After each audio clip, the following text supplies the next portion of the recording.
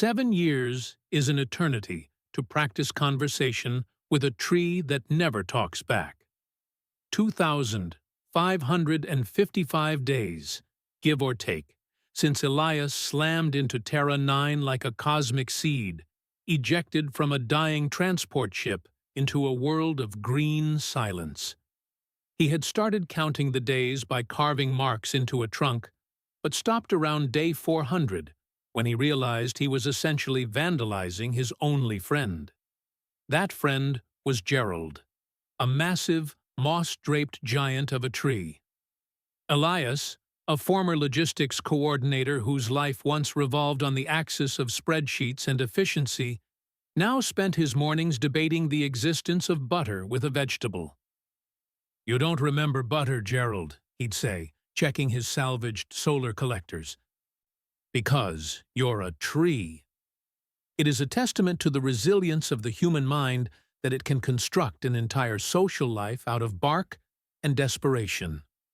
But the silence of Terra 9, usually indifferent, began to curdle. It grew heavy, thick with unseen eyes. A prickle at the base of the skull, like the static before a storm. In the stories we tell ourselves about isolation, we fear being alone.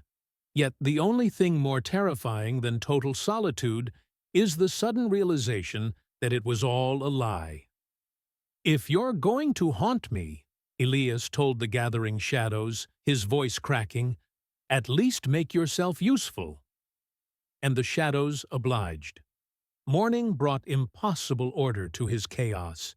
His haphazard woodpile, usually a testament to his incompetence, had been rebuilt into an architectural pyramid of 40 perfect logs. It was the sort of precision that chills the blood. Chaos is natural. Geometry is intent. Elias, clinging to the rags of his rationality, ran experiments. He arranged stones in geometric patterns. He balanced a stick across his door. By evening, the stones were spiraled, and the stick had fallen. He wasn't alone. Desperation breeds boldness. He strung wire and scavenged bells around his camp, a perimeter for his sanity. He sat in the dark, the auroras painting the sky in violet bruises, and waited. When the bells finally sang, a delicate chime, not a crash, he lunged into the silver light, flashlight trembling. She was there. Not a monster, but a miracle woven from starlight and biology. Her skin hummed with golden luminescence, her ears tapered like elegant daggers sweeping back from her skull. She was caught in the wire, frozen, staring at him with eyes that held galaxies of curiosity. Sarai. That was the sound the dusty translator eventually spat out, after he freed her and offered terrible, scavenged tea as a peace offering. The device, dormant for years, choked on her liquid language before finding the syntax. "I watch you long time," the machine droned, struggling with the alien dialect. 7 cycles. The revelation hit Elias harder than the crash. She hadn't just stumbled upon him. She had been his shadow since the beginning. While he wept, sang off-key, and debated philosophy with Moss, she had been the silent audience. "Dedicated or creepy?" he asked, laughing through the rising hysteria. "Both," the translator clarified, conveying her amusement.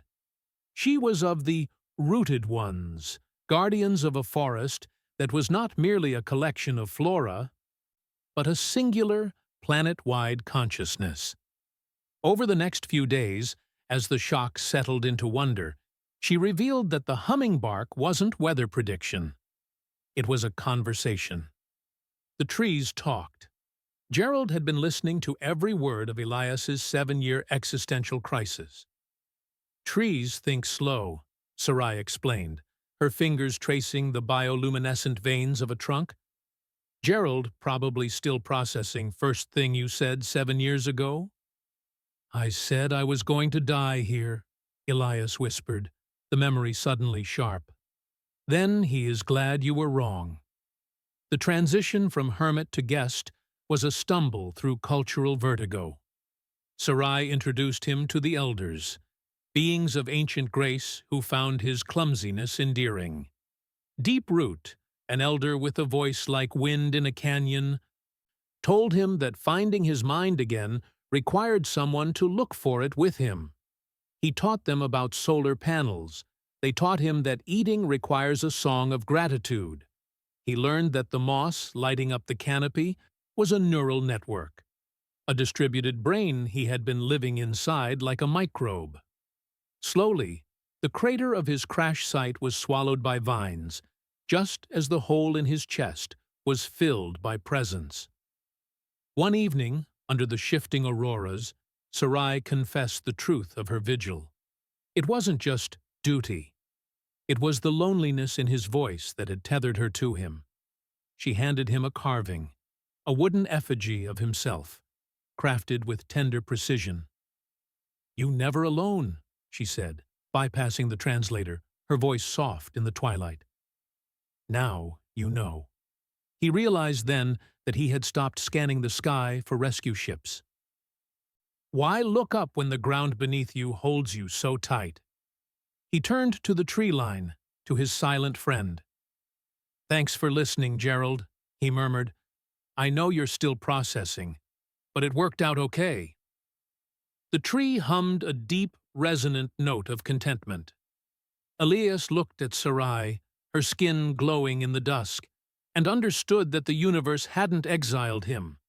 It had planted him. He wasn't a castaway anymore. He was home,